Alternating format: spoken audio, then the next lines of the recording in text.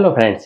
आज एक नया कंपनी के लिए बारे में बात करने जाऊंगा जिसका नाम है ओपन कैपिटल, जो बिजनेस लोन प्रोवाइड कर रहा है 30 लाख तक का। बेनिफिट्स की बात करूँ ना, तो कोई भी इनकम टैक्स रिटर्न की जरूरत नहीं है। मतलब कि सिर्फ आपका बैंक का स्टेटमेंट और आपका बिजनेस प्रूफ पे लोन ले सकते हो। इनकम टैक्स रिटर्न नहीं है तो भी आप लोन अप्लाई कर सकते हो। लेकिन पहले जान लीजिए कि उसका बेनिफिट्स क्या है, क्या-क्या डॉक्यूमेंट चाहिए और प्रोसेस कैसे करना है, सभी डिटेल्स आपको बात करूँगा इस वीडियो में। दोस्तों, अगर रिक्वेस्ट है, पहली बार मेरे को देख रहे हो या हमारे चैनल पे पहली बार हो, तो आप चैनल को लाइक और सब्सक्राइब ज़रूर कर दीजिए, अगर आपको इन्फॉर्मेटिव लगा है तो। तो बिना देरी किए हुए स्टार्ट करते हैं ओपन कैपिटल के बारे में। दोस्तों, ओपन कैपिटल में 3 चीज़ मेन है। पहला, कि इनकम टैक्स रिटर्न के बिना लोन देता है। दूसरा, कि पैन इंडिया में है, मतलब कि आप पूरे भारत में कहीं भी अप्लाई कर सकते हो।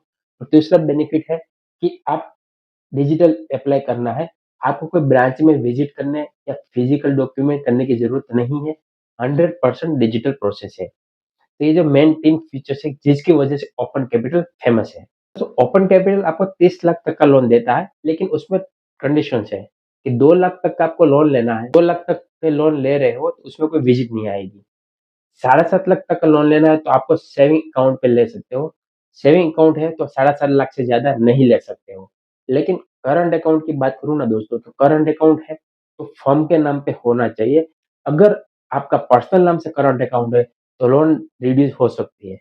अगर आपका करंट अकाउंट फर्म के नाम पे नहीं है, पर्सनल नाम से है, तो आप सेविंग अकाउंट से ही लोन का प्रोसेस ट्राई करें। 10 लाख तक का लोन चाहिए तो आपको करंट अकाउंट कंपलसरी है।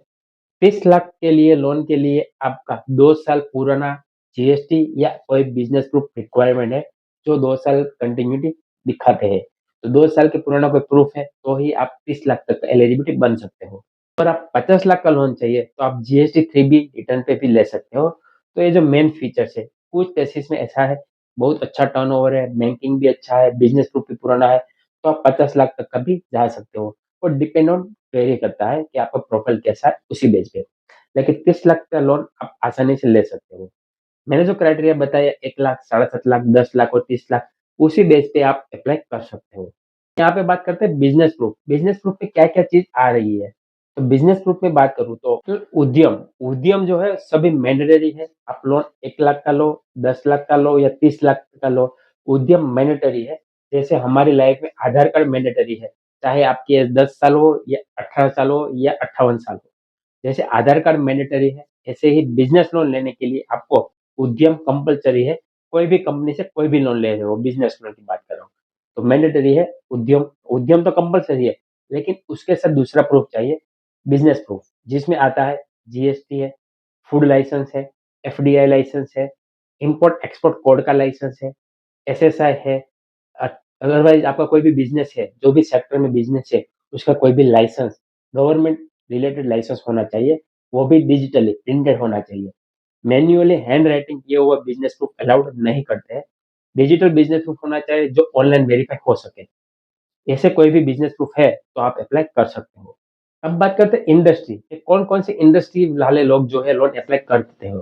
Retail industry, manufacture, traders, pharmaceutical, transportation, बहुत सारी इंडस्ट्री है।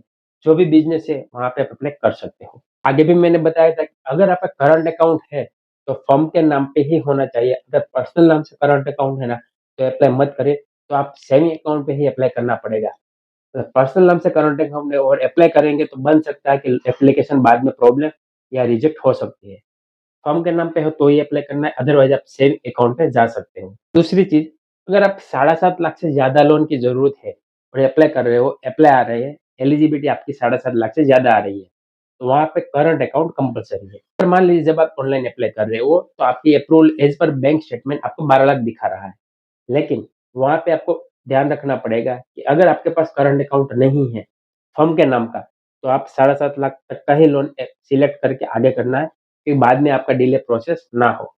अदरवाइज आप 12 लाख पे कंटिन्यू करेंगे ना, तो बाद में आपका टाइम डिले भी हो सकता है, क्वेरी भी आ सकती है, और उसमें थोड़ा टाइम लग जाएगा। तो आप 7.5 लाख पे कंटिन्यू कर सकते हो। करंट अकाउंट है तो आप एज लिमिट कर सकते हो। दूसरी चीज़, 10 लाख से ज़्यादा अमाउंट करना है आपको, तो वहाँ पे ओनरशिप कंपल्सरी है। ओनरशिप का बोले तो आपके खुद के नाम की प्रॉपर्टी होना चाहिए। रेसिडेंस हो या कॉमर्शियल हो, कोई भी प्रॉपर्टी हो, लाइट बिल में मतलब कि जो इलेक्ट्रिसिटी बिल आता है, उसमें आपका नाम होना चाहिए। आपका मदर का, फादर का या मिसेज़ का, इनमें से कोई भी नाम है तो एक्सेप्ट कर सकता है। आपको ब्लड रिलेशन में नहीं आ रहा है, तो उसका एक्सेप्ट नहीं करेगा। तो वहाँ पे आप 10 लाख से कम कर सकते हो। अगर आप जीएसटी बेस पे लोन अप्लाई कर रहे हो, तो जीएसटी एक्टिव होना चाहिए, रेगुलर होना चाहिए। ज़्यादातर लोगों को क्या होता है कि जीएसटी उसने बंद कर दिया है, चाहे पहले लिया होगा, बाद में उसमें कोई जीएसटी टर्म्स में नहीं आ रहा है, तो वो लोग जीएसटी इनएक्टिव कर देते हैं, क्लोज़ कर देते हैं। तो उसी केसेस में जीएसटी अलाउड नहीं करते हैं। जीएसटी कब माना जाएगा? आपका जीएसटी एक्टिव होना चाहिए और आप फाइल भी रेगुलर करता होना चाहिए। अगर आप फाइल भी रेगुलर नहीं करते हो, जीएसटी फाइल जो आप नहीं करते हो रेगुलर, तो भी काउंट नहीं किया जाएगा। क्योंकि वो डेटा जो है ना ऑनलाइन फेच करेगा। अगर आप झूठ बोल के भी डालेंगे ना, तो वो पकड़ लेगा। तो आप सही ही एंटर है, सही डिटेल्स है, वही एंटर करें। अब आप बात करते हैं प्रोसेस की। ओपन कैपिटल में ही लोन क्यों अप्लाई करना चाहिए? इसका जो मेन फीचर्स है कि आप कोलेटरल फ्री लोन ले सकते हो, फास्ट अप्रूवल प्रोसेस है और डिसबर्समेंट भी फास्ट है। ये 3 वजह से आप अप्लाई कर सकते हो। अब बात करते हैं अप्लाई करने की प्रोसेस। अप्लाई करने के जो लिंक है, मैं डिस्क्रिप्शन में दिया हुआ है, वहाँ से आप अप्लाई कर सकते हो। जैसे ही लिंक ओपन करेंगे तो वहाँ पे आपको बेसिक डिटेल्स फिल करना है। डिटेल्स सब फिल करने के बाद आपको सबमिट करना है। उसके बाद आएगा पैन वेरीफाई, यहाँ पे आपका पैन वेरीफाई डिटेल्स करना है। जैसे ही पैन वेरीफाई होगा, उसके बाद आपको कंटिन्यू करना है और आपको बैंकिंग वेरीफाई आएगा, जहाँ पे आपको बैंक के डिटेल्स डाल के सबमिट करना है। तो वहाँ पे बैंक स्टेटमेंट अपलोड करने का ऑप्शन आएगा। यहाँ पे 3 ऑप्शन आएगा, अकाउंट एग्रीगेटर, नेट बैंकिंग या bank upload, bank statement upload. दोस्तों अगर आपके बैंक स्टेटमेंट में मतलब कि अगर आपका बैंकिंग में मोबाइल नंबर लिंक है, तो आप फर्स्ट प्रायोरिटी रखें, अकाउंट एग्रीगेटर से ही ट्राई करें। अकाउंट एग्रीगेटर से ट्राई करने का मतलब होता है कि आपका ओटीपी से बैंकिंग फेच हो जाएगा, जहाँ पे दिक्कत ना आए।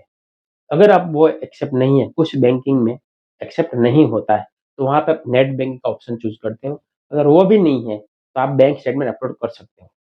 लेकिन यहाँ पे जो बैंक स्टेटमेंट अपलोड करना है ना, वो ऑनलाइन डाउनलोड किया हुआ बैंकिंग ही चाहिए।